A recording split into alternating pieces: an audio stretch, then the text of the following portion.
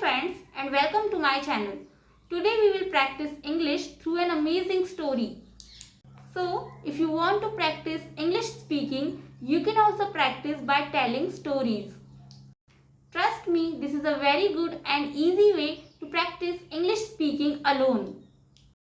So I am going to tell you an amazing story today. So let's get started. एक monkey नदी किनारे एक पेड़ पर रहता था और पास के एक द्वीप के मीठे रसीले फलों का आनंद लेता था. So once upon a time, a clever monkey lived in a riverside tree, enjoying sweet juicy fruits of a nearby island. वह द्वीप और उसके स्वादिष्ट फलों तक पहुंचने के लिए एक बड़े पत्थर को सीढ़ी बनाकर नदी पार करता था.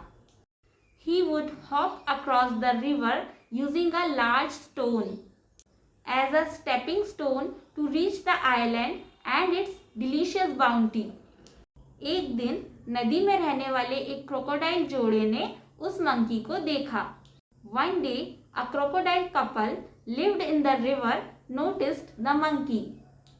और वे उसकी चतुराई और उसके द्वारा खाए जाने वाले फलों से परेशान होने लग गए.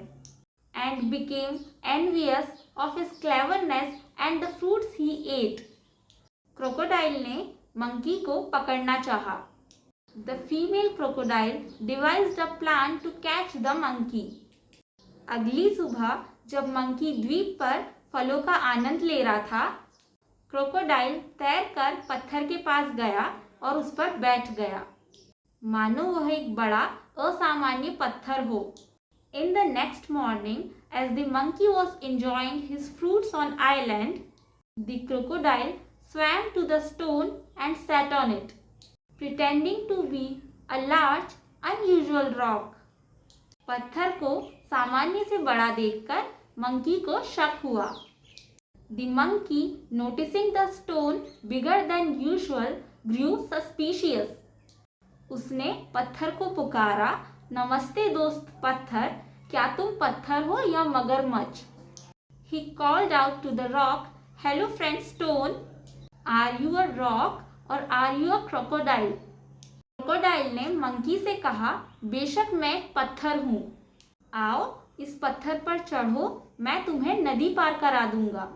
The crocodile, trying to trick the monkey, of course I am a rock, come hop onto me and I will help you cross the river. हालांकि मंकी इतना बुद्धिमान था कि वह मूर्ख नहीं बन सकता था. The monkey, however, was too wise to be fooled. Monkey ने आंसर किया, ओह तुम कितने दयालु हो. Monkey replied, oh how kind of you. Monkey ने कहा, लेकिन मुझे अपने पैरों के गीले होने का डर है, तो मैं पहले पानी में कूद जाता हूँ, फिर तुम मुझे ले चलना. Monkey said, but I am afraid of getting my tail wet. So first I will jump in, then you can carry me. Crocodile ने जैसे ही मंकी को पकड़ने की कोशिश की, मंकी बिना हिचकिचाहट के क्रोकोडाइल के सिर पर कूद गया और फिर नदी के किनारे छलांग लगाकर मंकी चला गया. The crocodile, eager to catch the monkey, opened his mouth wide. The clever monkey, without a moment's hesitation, hopped onto the crocodile's head and then leaped to the bank of the river, outsmarting the crocodile once again.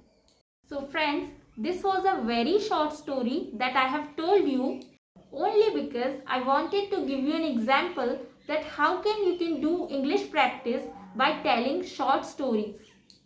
So this is a very easy way to practice English alone. So I hope you all enjoyed this story. So if you found this video useful, please don't forget to like, share and subscribe to my channel. And thank you so much for watching the video.